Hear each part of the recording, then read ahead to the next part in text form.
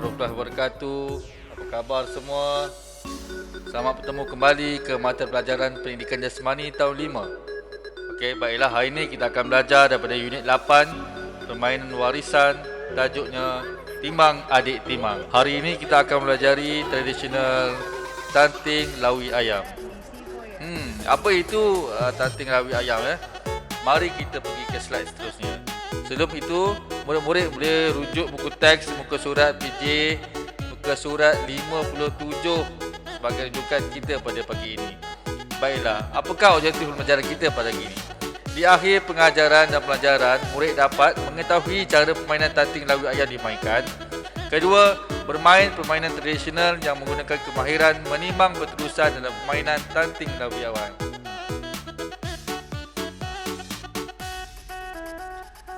Okey, baiklah, pengenalan permainan. Jom kita kenal. Okey, tanting lawi ayam juga diperkenalkan sebagai capteh.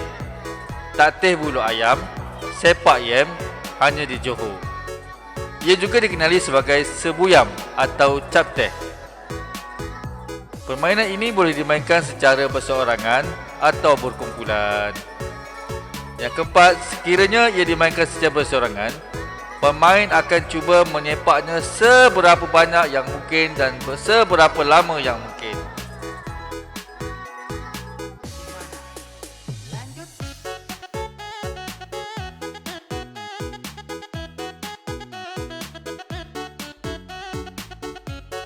Sekiranya ia dimainkan lebih pada satu pemain, kumpulan yang terdiri pada beberapa orang boleh dibentuk. Permainan ini adalah seperti permainan sepak raga, tetapi bola yang digunakan adalah dari bulu ayam yang telah dibentuk seperti sejambak bunga. Kamu boleh lihat di gambar tu. Okey, gambar yang cikgu tunjuk tu itulah tanting bulu ayam. Okey. Bukan senang nak dapat ni. Okey, baiklah murid-murid, murid dah tahu apa itu tanting ayam? Okey, jom sekarang kita tahu pula peralatan yang digunakan untuk membuat tanting lawi ayam. Yang pertama, menyediakan 4 hingga 5 helai bulu ayam, sebatang paku yang sederhana besar, kepingan tiup tayar yang telah dibentuk bulat berukuran antara 4 cm, garis pusat dan getah scrap atau getah gelang sebagai pengikat.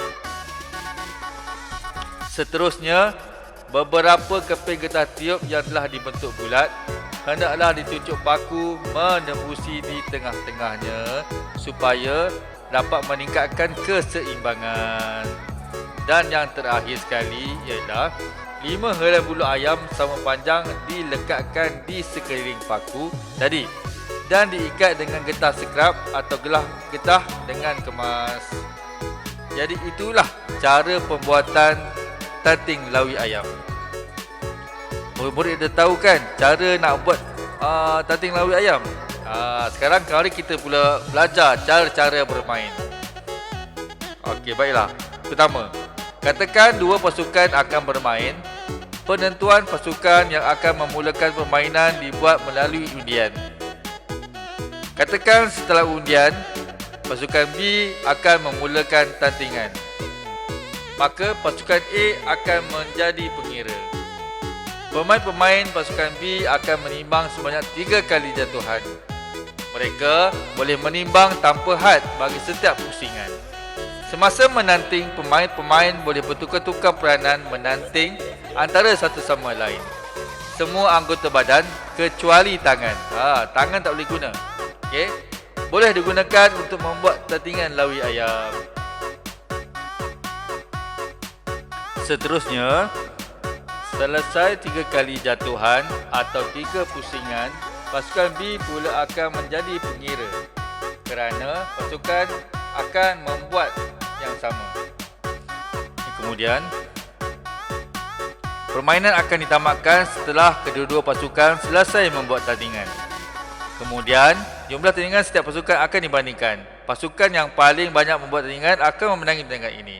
Permainan ditamatkan atau dimain semula atas persetujuan semua pemain. Mesti kamu semua tak sabar kan untuk bermain? Kita kena try dulu. Setiap permainan mesti ada peraturan. Peraturan permainan yang pertama, undian dilakukan untuk menentukan pasukan yang memulakan tandingan. Cara undian terpulang kepada persetujuan semua pemain. Yang kedua, had masa tandingan setiap pusingan bergantung kepada jumlah tandingan yang dilakukan oleh pemain-pemain. Setiap pasukan diberi peluang membuat tandingan sebanyak 3 kali jatuhan atau 3 pusingan. Selepas itu, giliran membuat rantingan diberikan pula pada pasukan lawan. Yang ketiga, mata pasukan dikira setiap kali tandingan dibuat. Mata hanya dikira pada tandingan yang melebihi paras pusat pemain-pemain. Jumlah mata keseluruhan dikira setelah dicampur jumlah tandingan setiap pusingan. Semua anggota badan boleh digunakan ketika membuat tandingan, kecuali tangan pemain. Pasukan yang melakukan kesalahan dikira hilang 1 sepak mula. Jadi itulah peraturan-peraturan permainan tanting lawi ayam. Oh, ada lagi lah peraturan. Yang terakhir ni, permainan ditamatkan setelah 3 pusingan. Setelah 3 sepak mula atau 3 kali jatuhan dilakukan oleh kedua-dua pasukan. Jadi permainan tanting lawi ayam ini akan ditamatkan setelah tamat 3 pusingan. Ia hanya ada 3 pusingan sahaja. Faham murid? Okey, murid-murid tahukah peraturan permainan? Masih tertanya-tanyakan macam mana nak menentukan pemenang. Pemenang dikira berdasarkan pasukan atau pemain yang paling banyak membuat tandingan. Jumlah tandingan pasukan dikumpulkan daripada jumlah tandingan bagi setiap pusingan. Jika seri, setiap pasukan atau pemain diberi peluang melakukan sekali lagi sepak mula. Barulah ada pemenang. Baiklah, cikgu paparkan sekali cara simulasi permainan tradisional tanting lawi dimainkan. Sama-sama kita saksikan agar kamu dapat menerokai permainan tradisional tanting lawi.